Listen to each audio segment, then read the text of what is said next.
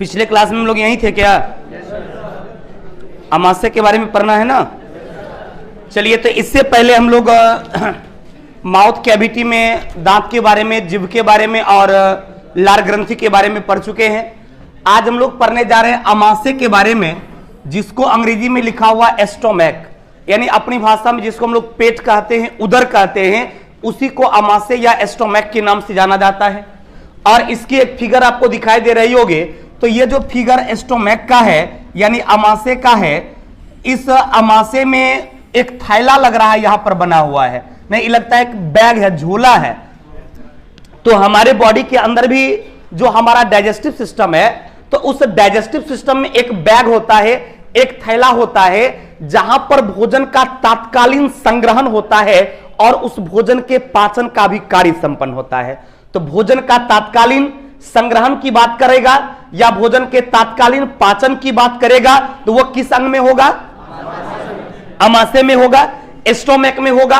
अब आपकी जो ये अमाशय है, इसकी दीवार पर ग्रंथियां पाई जाती है, क्योंकि भोजन के पाचन के लिए एंजाइम जरूरी है। बिना एंजाइम का भोजन का पाचन होगा? नहीं होगा। यानी आपके बॉडी के जिस अंग में एंजाइम नहीं पाया जाएगा, उस अंग में भोजन का पाचन नहीं होगा। जैसे कहिएगा सर कौन अंग में नहीं पाया जाता है? जैसे पाचन अंग में हम 6 का नाम बताए थे, कौन कौन सा? तो मुख गुहा, अमाशय, यकृत, अग्नाशय, छोटी आंत और बड़ी आंत।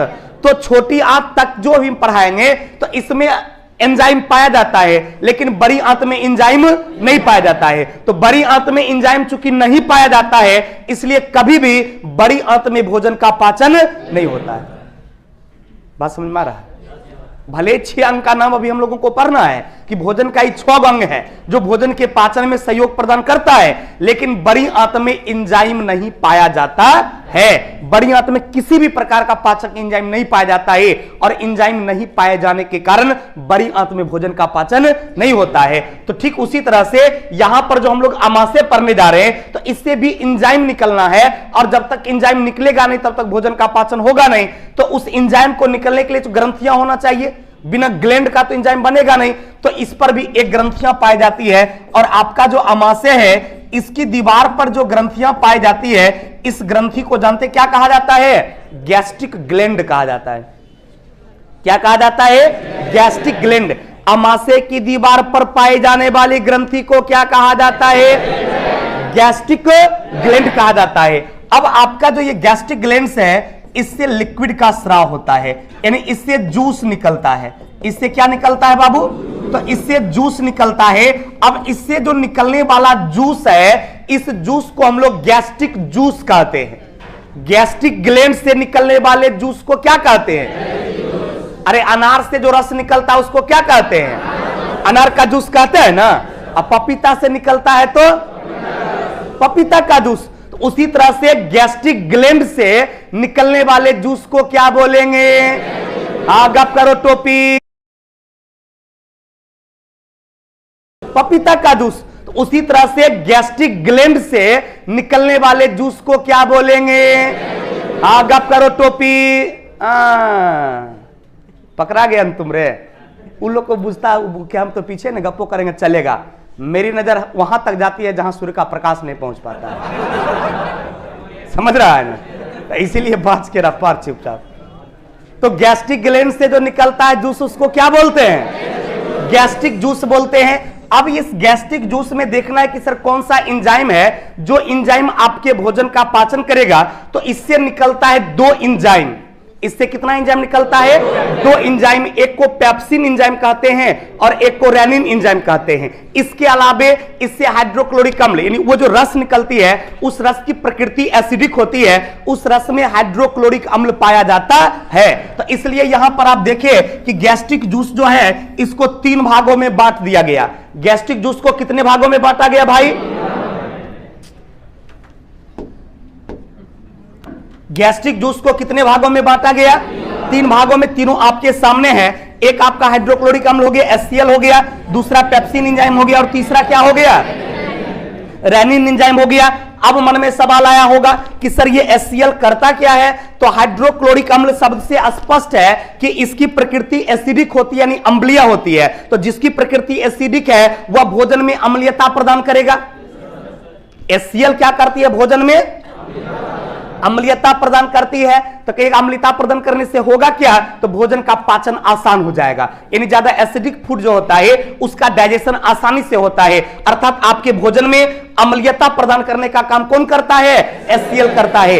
इसके अलावा इसके और भी काम है। कहेगा और काम क्या काम करता है? तो जैसे आप ओपन बैठकर कहीं पर भी भोजन कर लेते हैं अपने घर में, तो आपके वातावरण में बहुत सारा वायरस बैक्टीरिया जो है उस भोजन के माध्यम से आपके बॉडी के अंदर चला जाता है, आपको पता नहीं चलता है। पता चलेगा तब तो नहीं खाएंगे, शीशा में बंद होकर भी तो नहीं खा सकते हैं, कहीं पर भी ओपन बैठ के हम लोग खा लेते हैं। तो आपके वातावरण का जो बैक्टीरिया वायरस है वो भोजन के माध्यम से वो रोगाणु आपके बॉडी के अंदर जाता है। तो ये HCl क्या करता है कि भोजन में अम्लीयता माध्यम प्रदान करता है, उससे कुछ एसिडिक प्रॉपर्टी के वजह से कुछ बैक्टीरिया ऑटोमेटिक नष्ट हो जाती है, और जो बच जाता है उस रोगाणु का भी भक्षण करने का काम कौन करता है? तो यही HCl करता है। यानी इसका दो काम हमारे बॉडी के अंदर हो गया, एक हो गया भोजन में अम्लीयता माध्यम प्रदान करना, और दूसरा हो गया रोगाणुओं का भक्षण करना। लेकिन जो भोजन आप लेते हैं और बाहर से जो होता है वो रोगाणु आपके मतलब बॉडी के अंदर का रोगाणु को भक्षण नहीं करेगा। जो आप एक्स्ट्रा ले लेते हैं रोगाणु, उस रोगाणु के भक्षण का काम कौन करता है? HCl करता है।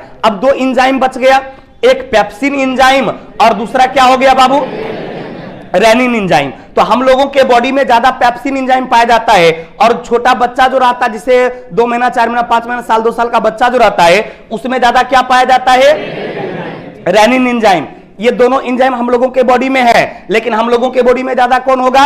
Pepsin enzyme. अब बचवा में ज्यादा कौन होगा? Rennin enzyme. कहेगा सर दोनों का काम तब अलग अलग होना चाहिए, एकदम अलग अलग काम है। क्या है सुनिए, सवाल एग्जाम में यह पूछा जाता है कि पेप्सिन एंजाइम का कार्य क्या है। तो पेप्सिन एंजाइम आपके भोजन में जो प्रोटीन मौजूद है उस सामान्य प्रोटीन के पाचन का कार्य करता है। क्योंकि भोजन में 3 अवयव को पचाना था। कितने अवयव को? टोटल 6 बताए थे, तो 3 को बोले थे पचाना, उसको नहीं है। वो पचा हुआ ही भोजन है, उसका डाइजेशन एकदम जरूरी नहीं है, एकदम म्यूट स्मॉलेस्ट होता है। चूंकि 3 गो में एगो तो पाचन पहले हम कर चुके हैं, कार्बोहाइड्रेट का। याद है ना सबको? सबका ध्यान यही ना है, कह कि कल गड़बड़ डे था, इधर उधर नहीं ध्यान किसी का है। अरे संडे कल नहीं था, तो संडे का लड़का कम पढ़ता, सुतले रह जाता है, तो आज पहला दिन पढ़ने में थोड़ा दिक्कत उसको होता है, तो लोग दूसरे बात समझ लिया। ध्यान दो इधर, याद आ रहा है कि बोले अभी हम कार्बोहाइड्रेट के बारे में। पाचन उसका कहां होता है? कहां? मुख गुहा में। कौन ग्रंथि में? लार ग्रंथि में। बाप रे बाप। अच्छा, लार ग्रंथि में क्या पाचन करेगा कार्बोहाइड्रेट का? Ptyalin enzyme. तब तुम लोग 100% का लो पढ़ा था। हाँ हम बूझ गए। हाँ नहीं हम बूझ गए, पूरा बूझे। चलो तो अब उसी तरह से वहां क्लियर उसका हो गया था कि वहां पाचन किसका हो जाएगा बाबू? कार्बोहाइड्रेट का। बचा प्रोटीन, तो प्रोटीन का पाचन कौन करता है? Pepsin enzyme. यानी स्पष्ट हो गया, प से पेप्सिन और प से प्रोटीन। तो पेप्सिन एंजाइम के द्वारा किसका पाचन? किसका पाचन? प्रोटीन का पाचन। लेकिन ये जटिल प्रोटीन का पाचन नहीं करता, ये सिंपल प्रोटीन का पाचन करता है। कैसे प्रोटीन का पाचन करेगा बाबू? एकदम सिंपल सामान्य प्रोटीन का पाचन आपके बॉडी के अंदर कौन करता है? तो पेप्सिन एंजाइम करता है। अब कहिएगा सर रेनिन एंजाइम क्या करेगा? तो ये भी प्रोटीन का पाचन करता है, लेकिन ये कॉम्प्लेक्स प्रोटीन का पाचन करता है, ये जटिल प्रोटीन का पाचन करता है। ये जो ज्यादा हार्ड प्रोटीन रहता है उसका पाचन करता है। जैसे कि आप दूध पीते हैं तो दूध में आप पढ़े होंगे केसिन प्रोटीन पाई जाती है, और केसिन प्रोटीन के कारण ही दूध का रंग कैसा होता है? उजला। कभी कभी डायरेक्ट एग्जाम में सवाल पूछ देता है कि दूध का रंग उजला क्यों होता है, तो आंसर क्या होगा? केसिन प्रोटीन के कारण। किस प्रोटीन के कारण? केसिन प्रोटीन के कारण दूध का रंग उजला होता है। और वो केसिन प्रोटीन काफी हार्ड होता है, काफी जटिल प्रोटीन होता है, अतः उस प्रकार के प्रोटीन का पाचन कौन करेगा? कौन करेगा? रेनिन एंजाइम दूध में पाए जाने वाले केसिन प्रोटीन का पाचन करता है। इसीलिए हम बताए थे कि बचवा में ज्यादा रेनिन एंजाइम पाया जाएगा, क्योंकि बच्चा अनाज तो कम खाता है और दूध ज्यादा पीता है, तो दूध का पाचन उसके लिए जरूरी है। एक बच्चा जो है, हमको लगता है दिन भर में 1 लीटर 1.5 लीटर दूध पी जाता है, और हम लोग नहीं पचा पाते हैं उसको। कारण आप समझ गए होंगे। कि बच्चा में रेनिन एंजाइम ज्यादा पाया जाता है, तो उसका पाचन आसानी से वो कर लेता है। हम लोगों में धीरे धीरे एज के साथ रेनिन एंजाइम कम हो जाता है, तो हम लोग सामान्य प्रोटीन का पाचन आसानी से कर लेते हैं, लेकिन विशेष प्रकार के प्रोटीन का पाचन आसानी से नहीं कर पाते हैं। तो क्लियर हो गया कि बच्चा में कौन सा एंजाइम ज्यादा होगा, कौन एंजाइम, रेनिन। हम लोगों में पेप्सिन एंजाइम किस प्रकार के प्रोटीन का पाचन करेगा, सामान्य प्रोटीन का। किस प्रकार के प्रोटीन का, सामान्य प्रोटीन का। और रेनिन एंजाइम क्या करेगा, क्या करेगा, विशेष प्रकार के प्रोटीन का पाचन। क्या करेगा, विशेष प्रकार के प्रोटीन का पाचन, जटिल प्रोटीन का पाचन या हार्ड प्रोटीन का पाचन सब बुझ रहा है। अब स्पेशल ओकरा में पूछ देगा कि दूध में कौन सा प्रोटीन पाया जाता है, केसिन। दूध में कौन सा प्रोटीन, केसिन। केसिन प्रोटीन के कारण दूध का रंग कैसा होता है, उजला। अब कभी कभी थोड़ा सा हार्ड क्वेश्चन पूछ देगा कि दूध का रंग हल्का पीला भी होता है। नहीं, दूध का रंग हल्का पीला, पीला होता नहीं है लेकिन हल्का पीला होता है। खास करके गाय का दूध देखिएगा तब आपको ज्यादा पता चलेगा। तो दूध में जो हल्का पीलापन आया है वो कैरोटीन प्रोटीन के कारण। किस प्रोटीन के कारण, कैरोटीन प्रोटीन के कारण। केसिन के कारण उजला, केसिन के कारण उजला, और कैरोटीन के कारण हल्का पीला। पीला मत बोल, हल्का पीला। कैरोटीन के कारण हल्का पीला, और केसिन के कारण उजला। केसिन के कारण और कैरोटीन के कारण। कोई कंफ्यूजन आपको नहीं। अब देखिए यहां पर जो हम आपको अभी बताए वो सब लिखा होगा। माउथ कैविटी के बाद भोजन कहां पहुंच जाता है, आमाशय में। किस माध्यम से पहुंचेगा, तो उसको पेरिस्टाल्सिस मूवमेंट कहा जाता है। यानी आपकी जो ग्रसिका है उसमें मूवमेंट होता है भोजन में, और जब तक भोजन में गति नहीं होगा, मूवमेंट नहीं होगा, तब तक बढ़ेगा नहीं। पहले भी बता दिए हैं, जिसमें वाटर आपके लुब्रिकेंट का काम करता है, यानी स्नेहक का काम करता है, और उसी के माध्यम से आपका भोजन ग्रसिका के द्वारा कहां पहुंच जाता है, आमाशय में। यहां पर होल नहीं था, यहां पर यानी आपकी ग्रसिका जो है इससे जुड़ी हुई रहती है, तो यहां से भोजन इसमें पहुंच जाता है। अब इसका भी चूंकि तीन पार्ट, तीन तरह दिखता होगा। एक देखो यहां से इधर का अलग फिगर का स्ट्रक्चर है, गौर करना। यहां देखो, गौर से देखो फिगर सभी लोग। इसमें तीन तरह का चीज तुमको दिख रहा होगा। एक यहां से ऊपर का एक अलग कंडीशन है, इसमें देखो ऐसा का बनल है, वहां नहीं है। यहां तक का अलग कंडीशन है जरा ऐसा का बनल है, इधर का अलग कंडीशन हो गया, नहीं हो गया, हो गया ना। तो इसलिए क्या किया गया है, आपका जो ये स्टोमक है इसको तीन भागों में क्या किया गया है, बांट दिया गया है। स्टोमक को कितने भागों में बांटा गया, तीन भागों में। ई वो भाग है जेकरा में भोजन सिर्फ क्या करता है, प्रवेश करता है, तो उसको कार्डिक कहा जाता है। क्या कहा जाता है, कार्डिक कहा जाता है। ई ऊ वाला भाग है जहां पर ओकरा एंजाइम सक्रिय हो जाता है, किस पर, प्रोटीन पर। अब वो प्रोटीन का पाचन शुरू कर देगा, इसको फंडस कहा जाता है। क्या कहा जाता है, फंडस, जिसको अंग्रेजी में फंडिक लिखा हुआ रहता है। अब जब भोजन का प्रोटीन पाचन हो जाएगा तब इसको बाहर निकलना पड़ेगा, तब ये यहां से क्या करेगा, इस मार्ग से क्या करेगा, बाहर निकल जाएगा। अब ये जो ये भी ट्यूबे है, जिस तरह से यहां पर ये ट्यूब दिख रहा है उसी तरह से यहां पर भी एक ट्यूब है। अब ये ट्यूब खुलता कहां है पता है, स्मॉल इंटेस्टाइन में जाके, छोटी आंत में। ये ट्यूब कहां खुलता है, छोटी आंत में। अब जब ये छोटी आंत में खुलेगा तो छोटी आंत में भी तो एंजाइम पाई जाती है। अब छोटी आंत में एंजाइम सक्रिय होती है, लेकिन छोटी आंत का भी हम आपको आगे पढ़ाने जा रहे हैं, तीन भाग उसका भी होगा। तो ऊपर का भाग जो छोटी आंत में है, जो यू आकार का संरचना वाला होता है, उसमें दो ग्लैंड पाया जाता है। इसमें एक था गैस्ट्रिक ग्लैंड, लेकिन छोटी आंत में दो ग्लैंड पाया जाता है। एक आपका लिवर है और दूसरा आपका पेनक्रियाज है। यानी यकृत और पेनक्रियाज दोनों क्या है, ग्लैंड है, ग्रंथि है। बात समझ में आ रही है। आपका जो छोटी आंत है बाबू, वो छोटी आंत के यू आकार पूरा संरचना हम कभी दिखाए होंगे आपको। एक मिनट, पूरा आहार नाल का संरचना कहीं नहीं था रे, पहला हम होगा, लेकिन एकराम नहीं होगा चूंकि दूसरा पीपीटी न है। ओकराम दिखाए होंगे, जब पहला दिन हम पढ़ाए थे तो पूरा माउथ कैविटी से लेके बड़ी आंत तक दिखाए थे ना, तो उसमें तुम फिगर में गौर करना, या उसमें भी होबे करेगा। इसमें दिखा तो नहीं है छोटी आंत का फिगर, नहीं, हाँ यहां पर दिख रहा होगा। ये जो देखो छोटी यहां से लेके पूरा आहार नाल हो गया, ये ऊपर से लेके माउथ कैविटी से लेकर लास्ट नीचे में जहां गुदा लिखा हुआ है, ये पूरा क्या हो गया, आहार नाल है, पूरा आहार नाल है। अब उसमें जो बीच में ऐसे ऐसे ऐसे ऐसे घुमल घुमल है उसको कहा जाता है छोटी आंत। इसी के ऊपर देखो लीवर भी है और पेनक्रियाज भी है। यानी छोटी आंत के यू आकार की नलिका में 2 ग्रंथियां पाई जाती है। छोटी आंत के यू आकार की नलिका में कितनी ग्रंथि? 2 ग्रंथि। उसी में एक को लीवर और दूसरे को पेनक्रियाज कहा जाता है। छोटी आंत के यू आकार की नलिका में कैगो ग्रंथि? कैगो? कौन कौन? यकृत और अग्नाशय। यकृत और अग्नाशय। तो वो जो था के है ई, कहां चल गए सब रे? दौड़ गया रे, भागते रहता है। तो वो जो छोटी आंत के यू आकार की नलिका की हम बात बता रहे थे, तो ये जो है छोटी आंत में जाकर खुलता है।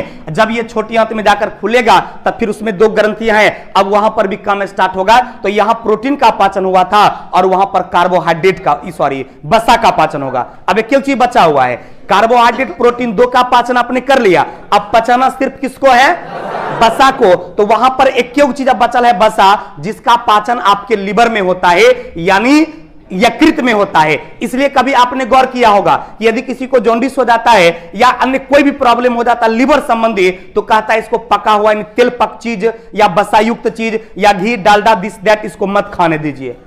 क्यों? क्योंकि इसका लिवर डैमेज है और सब अंग शरीर का सही है, लेकिन ओकर कमे नहीं है कि आपके वसा का पाचन करेगा। वसा के पाचन का काम लिवर का है। अतः लिवर संबंधी कोई भी प्रॉब्लम होगा तो तुमको वसायुक्त खाना खाने से मना कर दिया जाएगा और नहीं भी खाना चाहिए। इसलिए कहता है कि सप्ताह में 1 दिन आप भूखल भी रह जाइए तो डाइजेशन आपका पूरा ठीक रहेगा। लेकिन आप तो मानते नहीं हैं। नहीं, हसोत के 20 को 25 को रोटी दे देते हैं। 1 दिन रहता है भूखल रे? अच्छा, और 1 बजे तक तो ऐसे ही रह जाता है, कितने भूखल रहेगा ना? ये ना है? नहीं, हम बूझ गए। चलो ध्यान दो। तो ये क्या हो गया? स्टोमक हो गया।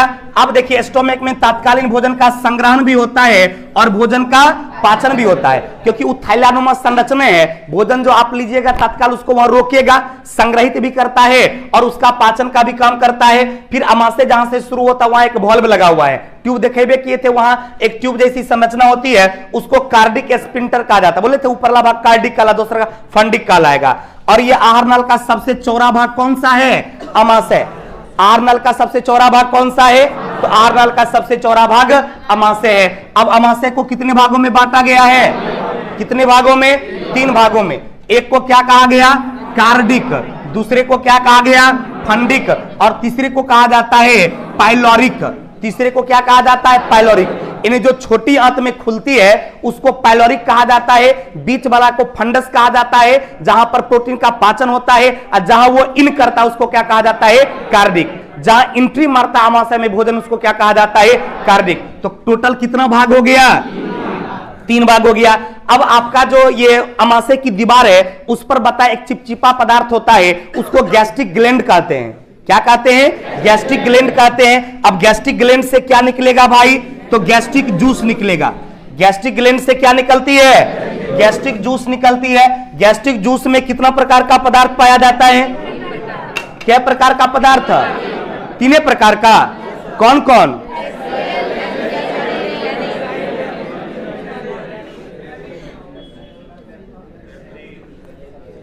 एक को अभी तक बोला रहे, 3 को बोले थे। कौन कौन? HCl, पेप्सिन, एंजाइम और HCl का काम क्या है? भोजन में अम्लीयता प्रदान करना और रोगाणु का भक्षण करना। यानी भोजन को पचाने के लिए ये क्या करता है? अम्लीय माध्यम प्रदान करता है। देखो जितना भी चीज समझाते हैं, चला तू लोग भी ध्यान से सुनो, ऑनलाइन वाला भी, जितने भी चीज हम आपको समझा रहे हैं उस सब यहां पर लिखा हुआ रहता है और आप बुक पढ़कर आएंगे तो 100% दिमाग में सेट हो जाएगा। लेकिन मैक्सिमम लोग बुक पढ़ के नहीं आते हैं और बाद में फोन पे कहते हैं कि सर कल जो बताए थे उसमें स्लाइड छूट गया था। छूटा इसमें कुछ नहीं है, लाइन बाय लाइन पढ़ेगा सब थोड़ा बुझा जाएगा। ठीक, इसलिए बढ़िया से पर चक मत करो। उधर दिख रहा है रे, देखो छोरा सब दिख रहा है ना। चलो, तो अम्लीय माध्यम कौन प्रदान करता है? HCl। एक बाद भी बताए थे कुछ एंजाइम सक्रिय हो जाता है जो भोजन का पाचन करता है, रोगाणु का भी भक्षण, यानी हानिकारक पदार्थों को भी नष्ट करने का काम कौन करता है? हानिकारक पदार्थ को भी नष्ट करने का काम HCl करता है। कोई कंफ्यूजन? अब बच्ची पेप्सिन एंजाइम और रेनिन एंजाइम का कार्य, दोनों का कार्य आपको याद होगा। पेप्सिन एंजाइम किसका पाचन करता है? प्रोटीन का पाचन करता है। रेनिन एंजाइम क्या करता है? क्या करता है? दूध को पचाने में सहायता प्रदान करता है, यानी विशेष प्रकार के प्रोटीन का पाचन करता है। इससे विशेष प्रकार का एंजाइम निकलती है और बच्चों में ज्यादा मात्रा में क्या पाया जाता है? रेनिन। बच्चों में ज्यादा मात्रा में किसका स्रावन होता है? रेनिन का, क्योंकि बच्चे ज्यादा दूध पीते हैं और कम मात्रा में अनाज ग्रहण करते हैं, तो इसलिए बच्चा में ज्यादा मात्रा में रेनिन एंजाइम पाया जाता है। बच्चों में केसिन प्रोटीन का पाचन जरूरी होता है, इसलिए विशेष प्रकार के प्रोटीन का पाचन कौन करेगा? रेनिन। सामान्य प्रोटीन का पाचन कौन करेगा? पेप्सिन। बच्चे में सर्वाधिक मात्रा में कौन प्रोटीन? हम लोगों में ज्यादा मात्रा में कौन प्रोटीन? केसिन। केसिन प्रोटीन के कारण दूध का रंग कैसा होता है? उजला होता है। किस प्रोटीन के कारण दूध का रंग उजला होगा?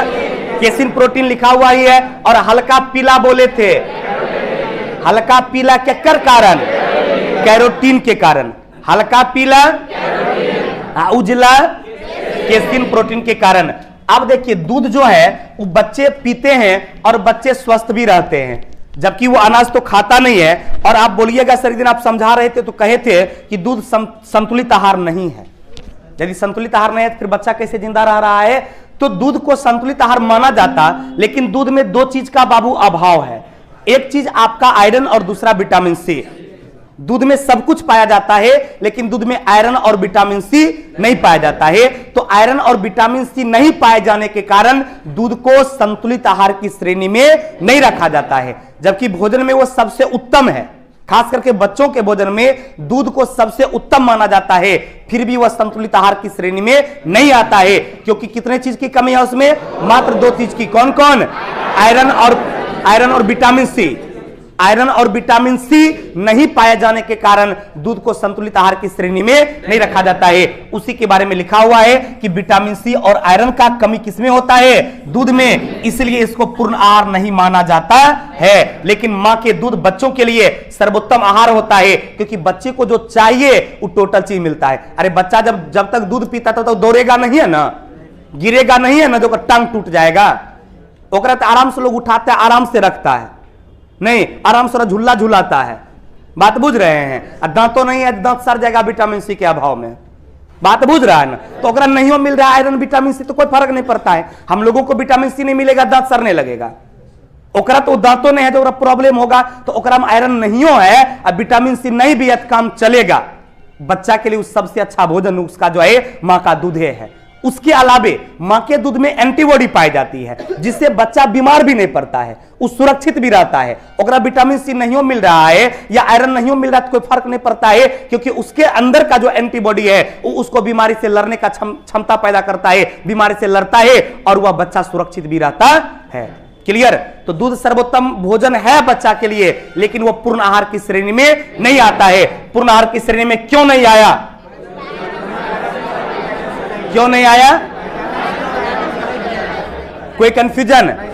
अभी हम जिसकी बात कर रहे थे छोटी आंत में, देखो तो सामने दिख रहा है, हमको लगा कहीं काहे नहीं है, रहना चाहिए। अब गौर करना, ये स्ट्रक्चर सबको दिख रहा है क्या? ये वाला कलर दोसर लेंगे तब दिखेगा बढ़िया से। ये वाला बीच वाला सबको दिख रहा है क्या? हाँ, कुछ कहेगा नहीं दिख रहा, हम जानते हैं ना। उधर वाला तू सब उधर देख, ये सबको दिख रहा है, कोई कंफ्यूजन? अब देखो यहां ऐसे है,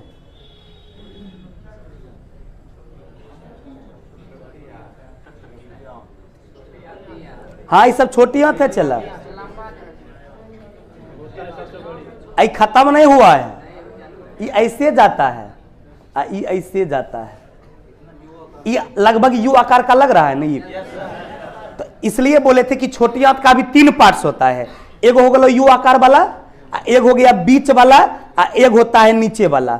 ये जो निकल के चल जाएगा बड़ी आंत में घुस जाएगा, क्योंकि छोटी आंत से भोजन जब निकलेगा तब तो बड़ी आंत में जाएगा। क्योंकि पाचन छोटी आंत में खत्म हो गया, बड़ी आंत में भोजन का पाचन नहीं होता है। तो जो अनपचा भोजन है, जो अवशिष्ट है, वो छोटी आंत से निकलकर फिर वो कहां प्रवेश कर जाएगा? बड़ी आंत में। अब फिर बड़ी आंत के माध्यम से क्या होगा? वो आपके बॉडी से बाहर निकल जाएगा। तो इस चारों तरफ से जो ऐसा का दिखता कलर चेंज कर लो, है ये देखो, जहां जहां हम पियर का बना रहे हैं, ये जो पियरका वाला भाग है ये है बड़ी आंत। पियरका वाला भाग क्या है बाबू? सबको दिख रहा है क्या? पियरका वाला कौन है? करका वाला कौन है? छोटी आंत। अब याद कीजिए, छोटी आंत में बताए थे कि यू आकार का संरचना होता है, ऐसा कुछ चर्चा किए थे क्या? कि छोटी आंत में यू आकार का संरचना होता है और उसमें दो ग्रंथि। कौन कौन? कौन कौन?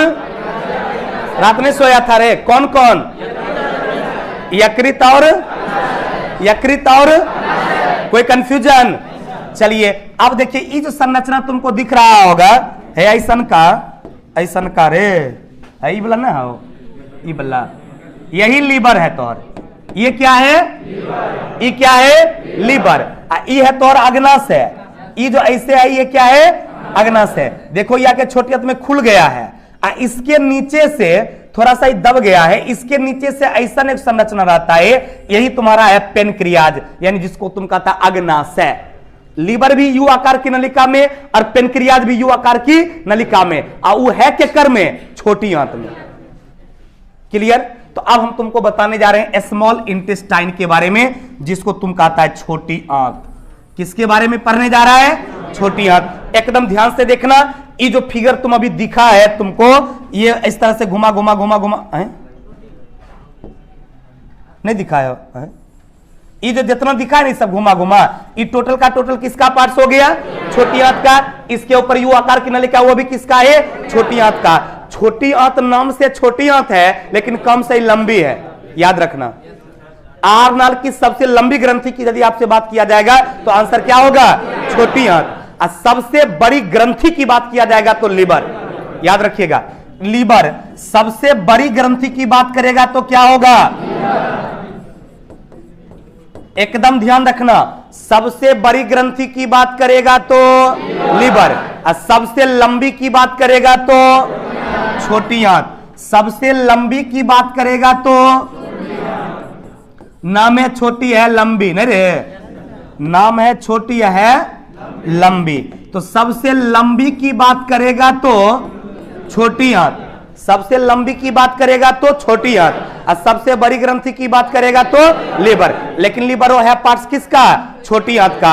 अब ये जो सबसे लंबी भाग है आपके आहार नाल का, क्योंकि आहार नाल इतनी युग्न है, आपके माउथ कैविटी से स्टार्ट हुआ है और यहां तक का जो टोटल है, यानी इससे भी ऊपर फिगर चूंकि ऊपर का कटा हुआ है, तो यानी माउथ कैविटी से लेकर यहां तक का जो कंप्लीट स्ट्रक्चर है उसको आहार नाल कहते हैं। तो आहार नाल की कंप्लीट लंबाई यदि आपसे पूछा जाता है तो वो होता है 10 से 12 मीटर। आहार नाल, संपूर्ण आहार नाल की हम बात करें, माउथ कैविटी से लेकर आपके एनस तक, इस भाग को एनस कहा जाता है। तो आहार नाल में माउथ कैविटी से लेकर एनस तक की संपूर्ण लंबाई कितना? 10 से 12 मीटर देता है, कभी कभी 10 से मीटर आने दीजिए। तो संपूर्ण आहार नाल की बात बोलेगा तो 10 मीटर, लेकिन सिर्फ छोटी आंत की बात करता है जो कि सबसे लंबा माना जाता है, ये 6 से 8 मीटर। छोटी आंत की बात करेगा तो अब तुम बताओ, पूरा आहार नाल 10 मीटर का है, जेकरा में 6 से 8 मीटर छोटी आंत है, स्वाभाविक है सबसे लंबा होगा। नाम अभी 6 गो तुम पढ़ा था ना, पाचन तंत्र में क्या गो नाम अभी पढ़ा? 6 गो। ओकरा में एगो छोटी आंत है, तो अकेले छोटी आंत है 6 से 8 मीटर, बाद में उधर 5 गो बच गया, वो 2 मीटर में समटा गया, तो सबसे लंबा तो स्पष्ट हो गया ही होगा। अब रटने का कोई आवश्यकता भी नहीं पड़ेगा, क्वेश्चन एग्जाम में पूछ देगा कि सबसे लंबी कौन है, तुरंत डिसाइड कर लेंगे कौन होगा? छोटी आंत। इसकी लंबाई कितने है? 6 से 8 मीटर। अब पूरे आहार नाल की बात करेगा तैयो 10 मीटर, पूरे आहार नाल की बात करेगा तैयो 10 मीटर, और सिर्फ छोटी आंत की बात करेगा तब 6 से 8 मीटर। यानी आहार नाल की सबसे लंबी भाग को क्या कहा जाता है? छोटी आंत कहा जाता है, जिसकी लंबाई 6 से 8 मीटर होती है। अब मन में सवाल आ रहा होगा, सर इसका काम क्या है? नहीं, ध्यान से सुनिएगा बाबू। ईद तुम अभी छोटी आंत के बारे, अच्छा इस सब मिटा दे, कोई दिक्कत नहीं ना। अभी जो तुम छोटी आंत के बारे में पढ़ रहा बाबू, ये छोटी आंत का 3 भाग होता है। एक आपका हो गया इसके ऊपर का भाग, एक हो गया इसके ऊपर का भाग, इसको कहा जाता है ड्यूडेनम। क्या कहा जाता है? ड्यूडेनम। छोटी आंत का कितना भाग होता है? 3 भाग। एक जो ऊपर वाला देखता है इसको कहा जाता है ड्यूडेनम। क्या कहा जाता है? ड्यूडेनम। इसके नीचे, क्योंकि अब जब भोजन का इसमें पाचन होगा तो वो आएगा इस भाग में, तो इसके नीचे ये बीच वाला जो पार्ट्स है, ये बीच वाला, इसको कहा जाता है जैजनम। क्या कहा जाता है? जैजनम।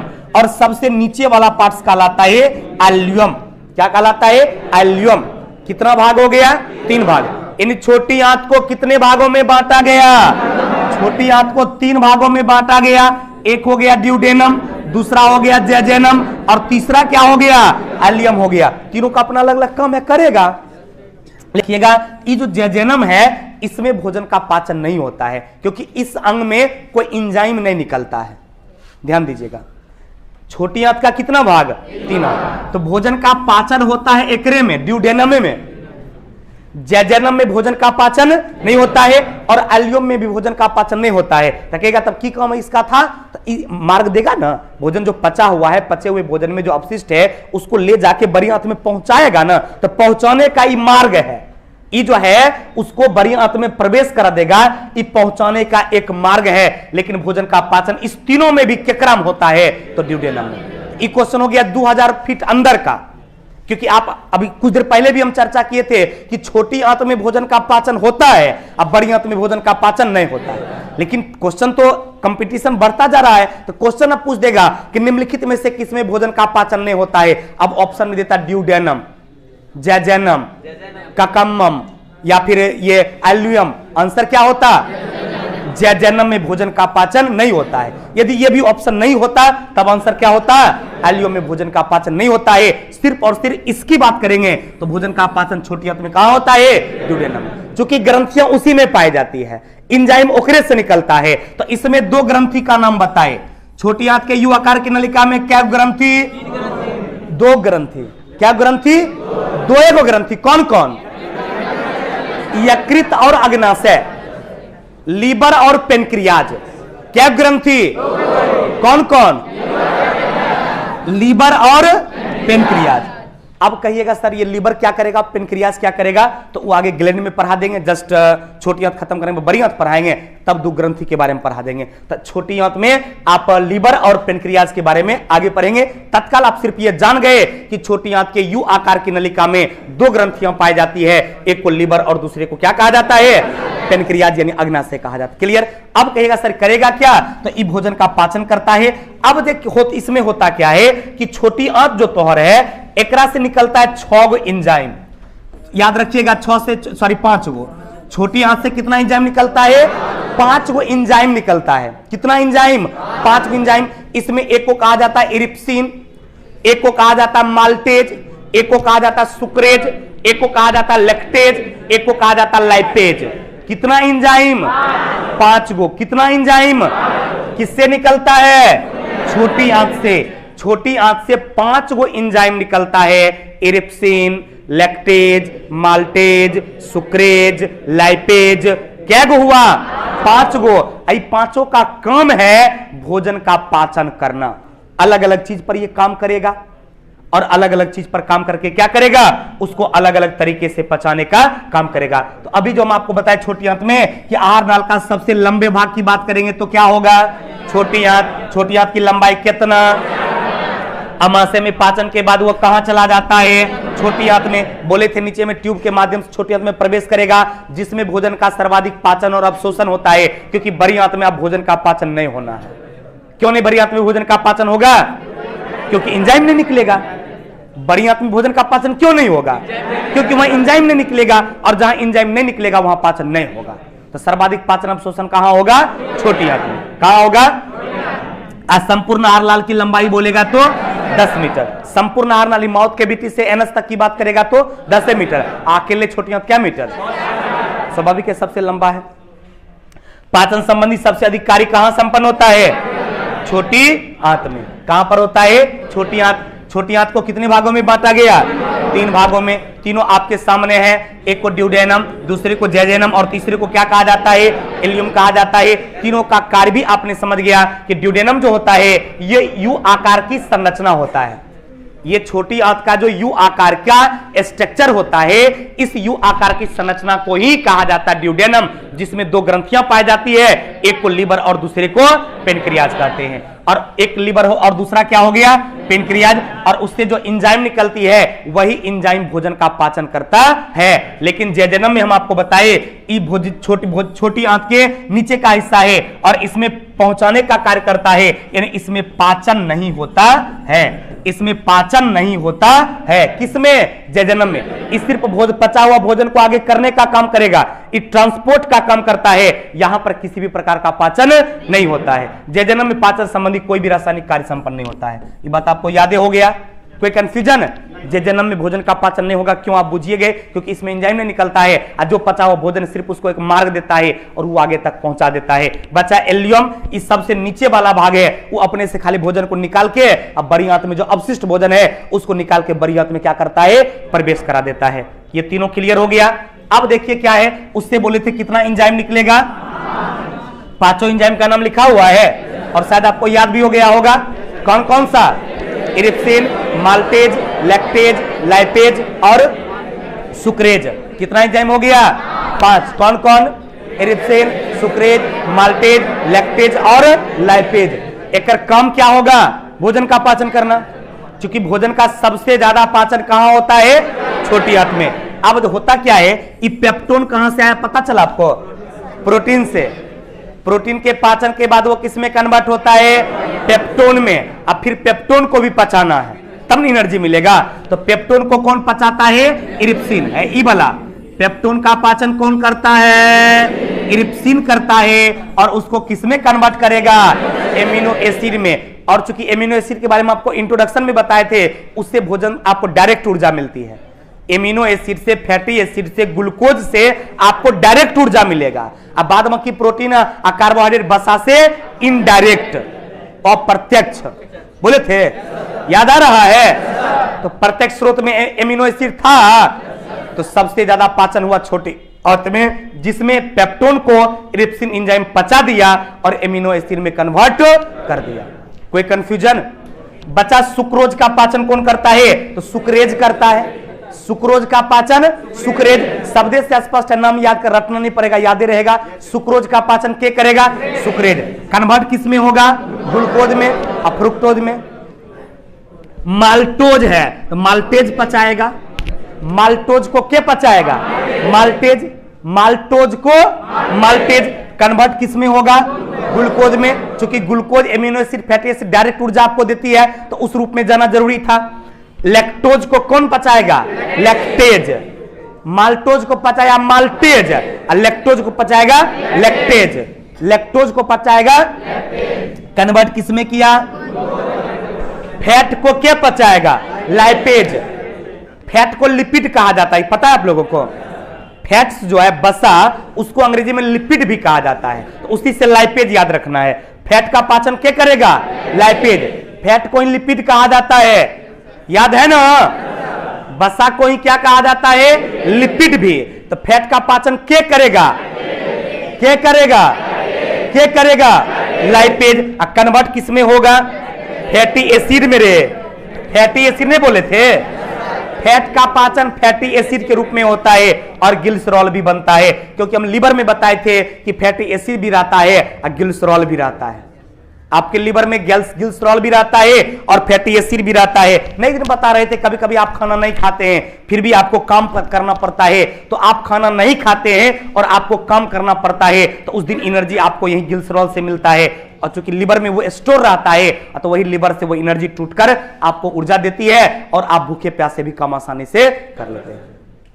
तो फैटी एसिड और ग्लिसरॉल कहां स्टोर होगा, लीवर में। कहां स्टोर होगा, लीवर में। इसका पाचन भी कहां होगा, लीवर में। इसका पाचन भी कहां होगा, लीवर में। लीवर और अग्नाशय किसका भाग है, छोटी आंत का। छोटी आंत में दो ग्रंथि, कौन कौन, यकृत और अग्नाशय। तब बसा का पाचन कहां होगा, यकृत में। ग्लिसरॉल स्टोर कहां रहेगा, यकृत में। छोटी आंत मत यकृत में। कोई कंफ्यूजन नहीं। तो ये पांचों एंजाइम का काम आपने देखा कि भोजन का समझे 100% डाइजेशन का कार्य संपन्न हो जाता है छोटी आंत में, बड़ी आंत में भोजन के किसी भी प्रकार का पाचन नहीं होता है। मन में सवाल आया होगा तो बड़ी आंत में होता क्या है? तो बड़ी आंत में सिर्फ भोजन का अवशोषण होता है, उससे जल अलग होता है, उससे जो फ्लूइड है या तरल पदार्थ है, जो अवशिष्ट है, जो अनपचा भोजन है, वो उससे बाहर निकलने का काम करता है। ऐसा क्यों होता है? क्योंकि बड़ी आंत में किसी भी प्रकार का एंजाइम। कोई कंफ्यूजन? क्यों नहीं मिलेगा प्रोटीन से ऊर्जा?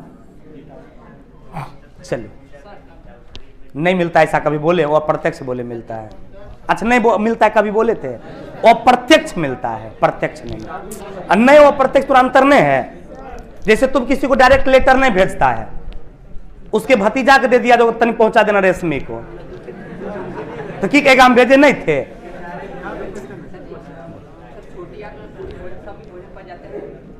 सर्वाधिक पाचन तो कहाँ जाएगा वो? तो वही तो अनपचा भोजन वहां से बाहर निकल जाएगा, तो बढ़िया से बाहर हो जाएगा। कि भोजन का सर्वाधिक पाचन कहाँ होगा? अब जो अनपचा हो जाए होगा, जो नहीं पचा पाएगा, वो सब बढ़िया से बाहर निकल जाएगा डायरेक्ट। चलिए, अब ये स्ट्रक्चर किस चीज का दिख रहा है आपको? किस चीज का ये स्ट्रक्चर है? बड़ी आंत। अब बड़ी आंत में भी 3 तरह का चीज आपको दिख रहा होगा। इसका मतलब बड़ी आंत का भी क्या भाग? 3 गो। एगो देखो ये अलग तरह का चीज है, ई लग रहा है एक के जैसा, नहीं लग रहा है? 1 मिनट, ई लग रहा है एक के जैसन वाला है यहां तक, अब फिर यहां से देखो दूसरे तरफ हो गया। तो बड़ी आंत का भी क्या गो पार्ट्स? ई एगो अलग हो गया, ई एगो अलग हो गया, और ई क्या हो गया? अलग हो गया। इसको कहा जाता है कैकम। क्या कहा जाता है? इसको कहा जाता है कैकम। कैकम, इसको क्या कहा जाता है? कैकम। यानी ई पूरा भाग किसका हो गया? कैकम का। यहां से जो ऐसन का है ना, इसको कहा जाता है क्लोन। ई हो गया कैकम, वो क्या हो गया? क्लोन। और नीचे वाले को कहा जाता है रेक्टम। नीचे वाले को क्या कहा जाता है? रेक्टम। यानी ई जो भाग तुमको दिख रहा है ना, ई क्या कहलाता है? रेक्टम। ई क्या कहलाता है? ये क्या कहलाता है? क्लियर हो गया? ये जो बड़ी आंत है, इसको कितने भागों में बांटा गया? 3 भागों में। कौन कौन? Caecum, clone, rectum. Caecum, clone, caecum, clone, सबको याद हो गया? कौन कौन याद हुआ?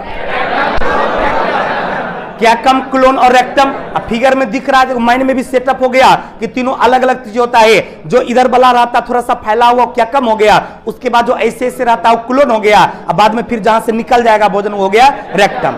अब तीनों का चूंकि अलग अलग कम है तो समझ में भी आ जाएगा। अब गौर करना, ये जो कैकम वाला भाग होता है, यहीं से वो एंट्री मारता है। छोटी आंत में जो पचा हुआ भोजन है, वो पचे हुए भोजन का अवशिष्ट प्लस अनपचे भोजन वो निकल कर कहां चला जाएगा? तो बड़ी आंत में। किस मार्ग से जाएगा? कैकम। तो पहले क्या होता था कि हमारे आदि मानव क्या करते थे, वो यत्र तत्र गंदा लगा हुआ फल मिला, फूल मिला, जे मिला अपना खा लिया। उस सबको तो लीवर पचना बहुत मुश्किल होता, तो उसमें मैक्सिमम चीज का पाचन लीवर से नहीं हो पाता था। तब वो पहुंचता था जब बड़ी आंत में। तो बड़ी आंत में देखो एक उंगली जैसा से है, टेढ़का दिख रहा है सभी लोगों को, है ये अपेंडिक्स है। वो जो टेढ़का सबको दिख रहा है, ये टेढ़का दिख रहा है सभी लोगों को, ये है अपेंडिक्स। क्या है? ये है अपेंडिक्स।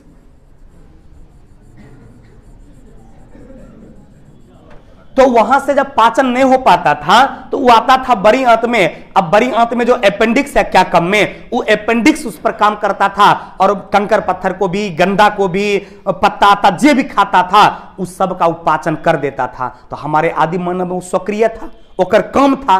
लेकिन धीरे धीरे हम लोग होशियार हो गए। अब कोई कच्चा फल खाता है? सब पका हुआ फल खाता है।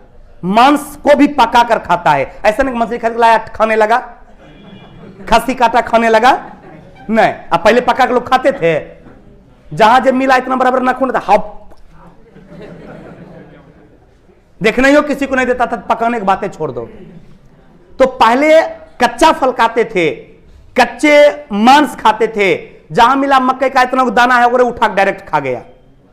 अब हम लोग उसको बॉयल करते हैं, पिसवाते हैं, तब मक्के की रोटी बनता है। जिसको पिसवाते हैं, बढ़िया से पकाते हैं, तब खाते हैं। उस समय इस सब बात सिस्टम में नहीं था, बुझने नहीं आता, सिस्टम था बुझने नहीं आता था लोगों को। आविष्कार इस चीज का नहीं हुआ था जिसमें कम हो सकता है। तो उन लोग के लिए जरूरी का चीज था अपेंडिक्स।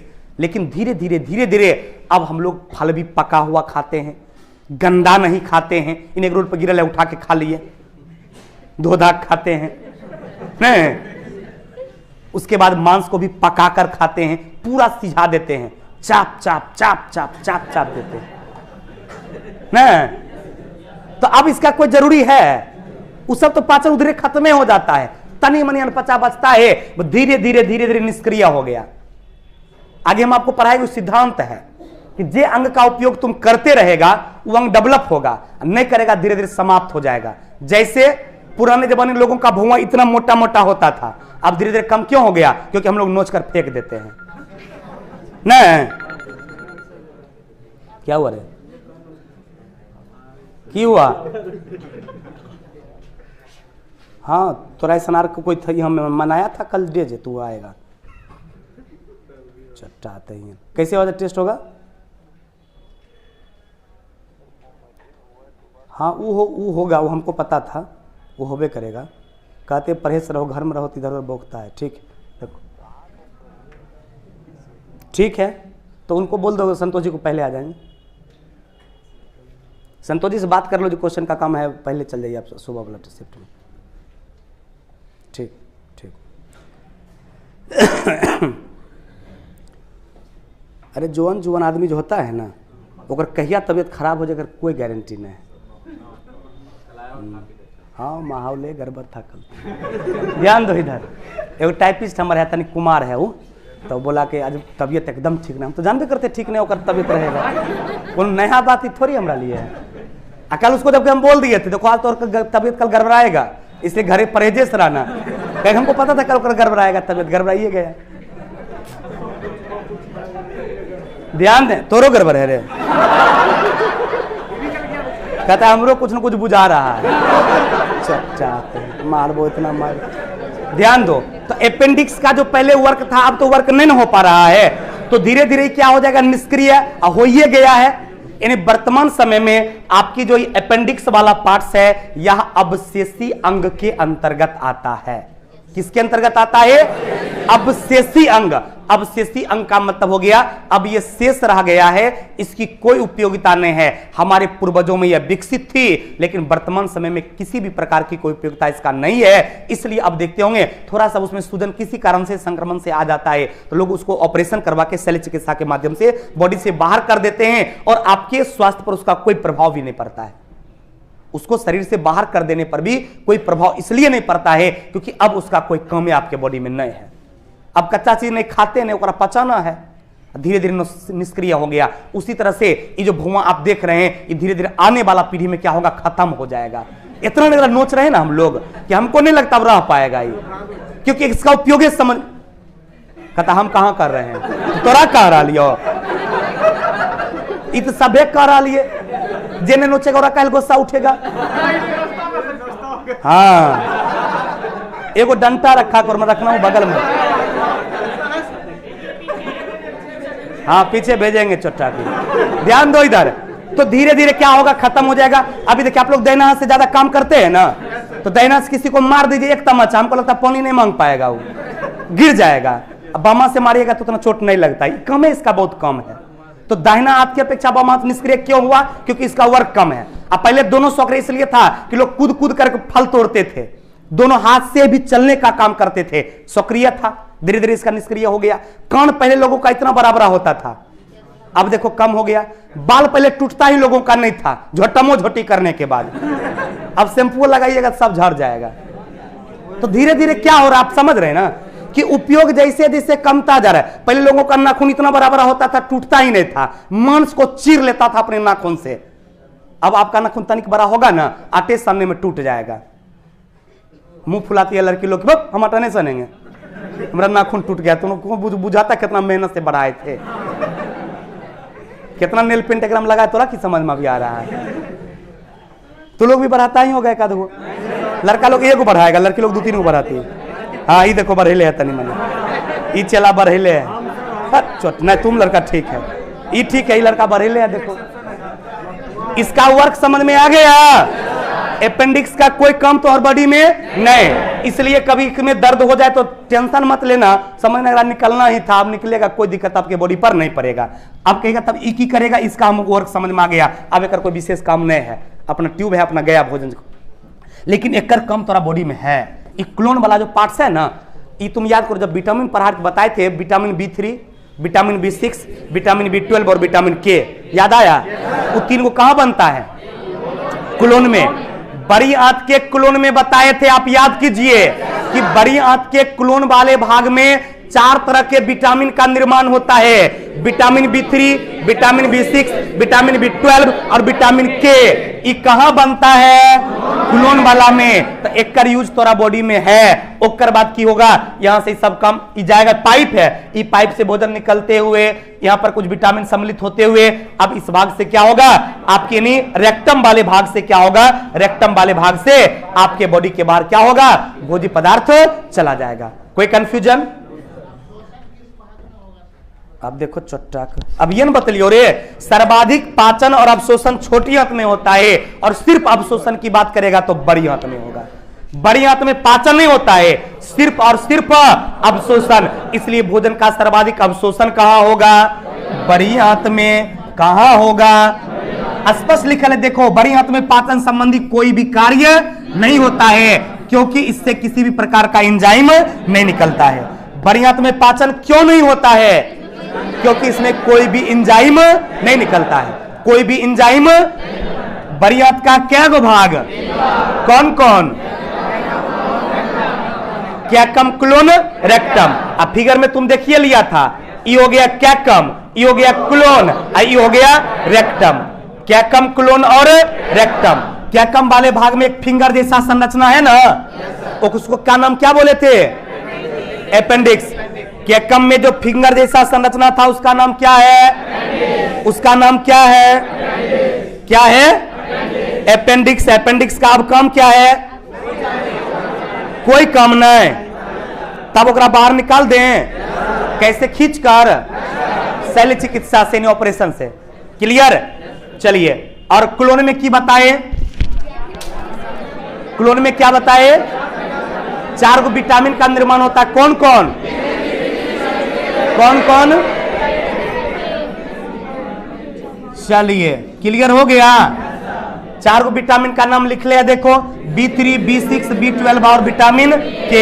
ये सब कहां से निकलता है? क्लोन वाले क्षेत्र से। और रेक्टम में क्या होगा? जो अनपचा भोजन है उस शरीर से बाहर निकल जाएगा। अनपचा भोजन बॉडी से क्या होगा?